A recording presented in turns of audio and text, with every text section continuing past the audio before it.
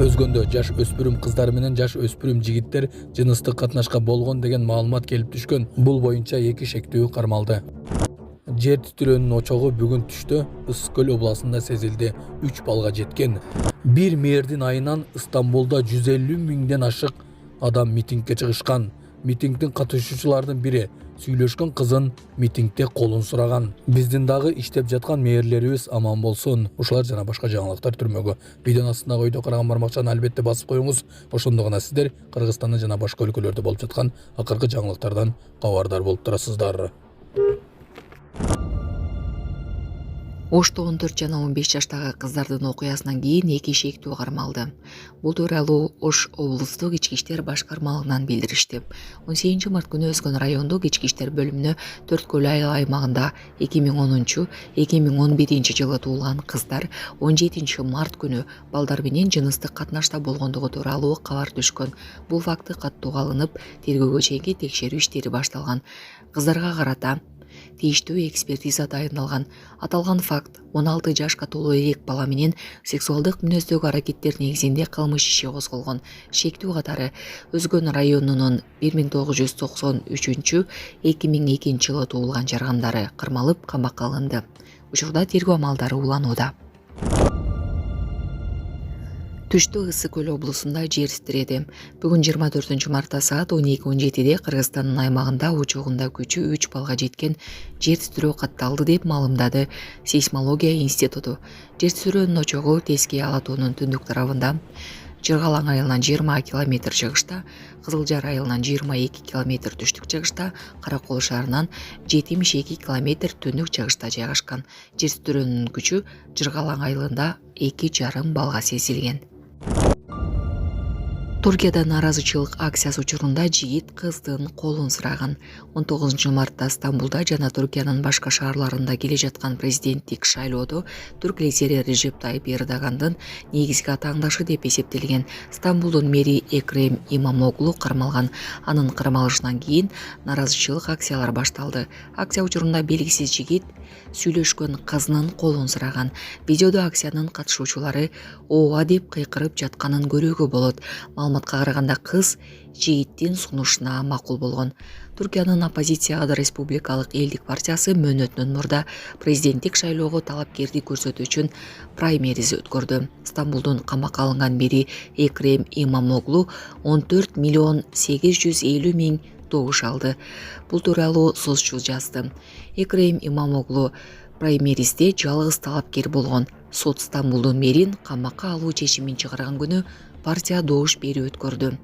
Праймериз бул саясий партиядан шайлануучу кызматка талапкерлерди көрсөтүүнүн жол жобосу. Москва шаарында жашап жана эмгектенесизби? Медициналык кызматтар керек, бирок алар сизге кымбат жана сапатсыз сезилет. Умбем клиникалар тармагы сиздерге өз кызматтарын сунуштайт. Бүгүнкү күндүн талабына жооп берген заманбап жабдыктар менен кесипкөй дарыгерлер сиздерди күтөт. Бизде сиз стоматолог, тиш дарылоонун бардык түрлөрү, уролог, невролог, лор, терапевт, хирург, окулист, педиатр, УЗИ жана башка дарыгерлердин кеңешин алып дарылануу мүмкүнчүлүгү бар. Умбем клиникалар тармагы бул жогорку сапаттагы медициналык жабдыктар менен камсыз болгон профессионал дарыгерлер. Сиздердин ыңгайлуулук үчүн Умбем клиникаларынын Москва шаары боюнча 3 медициналык борбору иштейт.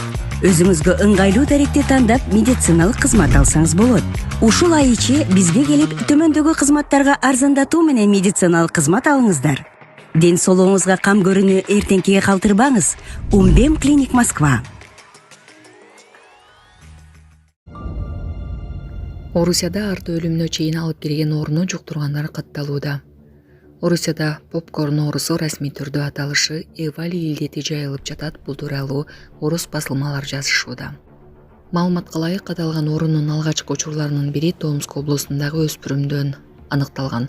Анда бала узак убакыт бою өзүн жаман сезген, бирок дарыгерлер бейтапка диагноз кое алышкан эмес. Илдеттин негизги коркунучу майыптыкка, ал тургай өлүмгө дагы алып келиши мүмкүн экендигин дарыгерлер айтышкан. Бала 1 ай бою негизсиз баш ооруп, алсыздыгы болгон. Анын кан басымы мезгил менен көтөрүлүп тургандыктан окуусун токтотуп, комплекстүү текшерүү башталган деген оору жуктурган баланын атасы жергиликтүү басылманын бирине Ал эми дарыгерлердин айтымына караганда учурда аталган ооруну айыктыруунун жолу жок. Бүгүнкү күндө илдеттин бул түрүн медициналык натыйжалуу дарылоо жок. Оору электрондук тамекиге колдонгон жыбар-жырттуу заттар менен шартталган. Аны тамак аш менен бирге колдонсо коопсуз, бирок үскүлдүксүз аны дем алганда өпкө оорулары пайда болушу мүмкүн деген ал. Бул оорудан биринчи өлүм 2019-жылы АКШда катталган, ал эми 2021-жылы июнь айында Москвада өспүрүмдөн аныкталган. Орозо айт 30 мартта белгиленет. Кыргызстанда 30 март орозо айт майрамдалат. Рамазан айы 29-30 күнгө созулат жана бул жылы орозо 29 мартта аяктайт. Өлкөдө Рамазан айы 1 мартта башталган. Орозо айт жекшембиге туш келет. Жаңы эмгек кодексине ылайык дем алыш күндөрүнө туш келген майрам күндөрү иш күндөрүнө жылдырылбайт.